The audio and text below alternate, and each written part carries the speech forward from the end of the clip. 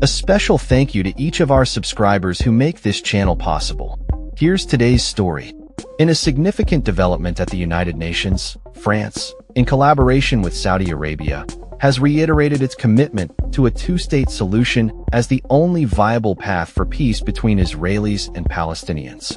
This announcement comes during a UN conference that has been marked by the absence of Israel and criticism from the United States, which labeled the event a stunt.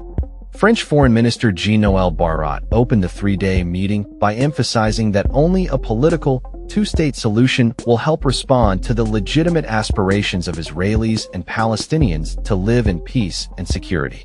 There is no alternative.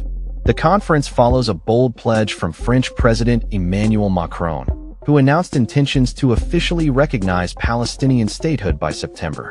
This declaration has sparked backlash from both Israel and Washington, raising tensions in an already volatile geopolitical landscape. Luxembourg has also hinted at a similar recognition of Palestinian statehood, suggesting that France's stance may influence other European nations. Palestinian Prime Minister Mohammed Mustafa called for immediate recognition of Palestine, asserting that all states have a responsibility to act now. He emphasized the need for an international force to support the establishment of a Palestinian state. The backdrop of this conference is the ongoing conflict in Gaza, which has lasted for over 21 months, following a deadly attack by Hamas on Israel. The subsequent Israeli military response has resulted in a humanitarian crisis, with tens of thousands of Palestinian lives lost. Barrot highlighted that the current war threatens the very existence of a Palestinian state, stating, "The prospect of a Palestinian state has never been so threatened or so necessary." The conference also aims to address key issues such as the reform of the Palestinian Authority, the disarmament of Hamas, and the normalization of relations between Arab states and Israel. However, no new normalization deals are anticipated during this meeting.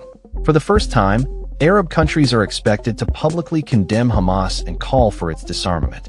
The conference represents a critical moment for international diplomacy, as leaders from over 100 countries gather to discuss the future of the region. UN Secretary-General Antonio Guterres urged participants to ensure that the conference is not merely a rhetorical exercise, but a decisive turning point towards peace. The absence of Israel and the United States from the discussions raises questions about the effectiveness of this diplomatic initiative. The U.S. State Department criticized the conference as unproductive and ill-timed, suggesting that it would complicate efforts to achieve peace. As the humanitarian situation in Gaza continues to deteriorate, the international community is under increasing pressure to take decisive action.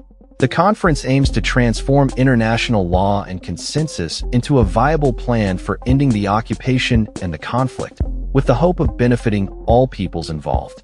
The call for a two-state solution has been a long-standing goal of the international community, but the realities on the ground, including ongoing Israeli settlement expansion and military actions, complicate the prospects for peace.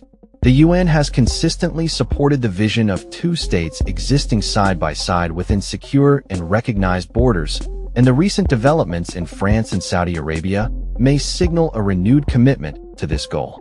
As the conference unfolds, the world watches closely to see if this initiative can pave the way for a peaceful resolution to one of the most protracted conflicts in modern history.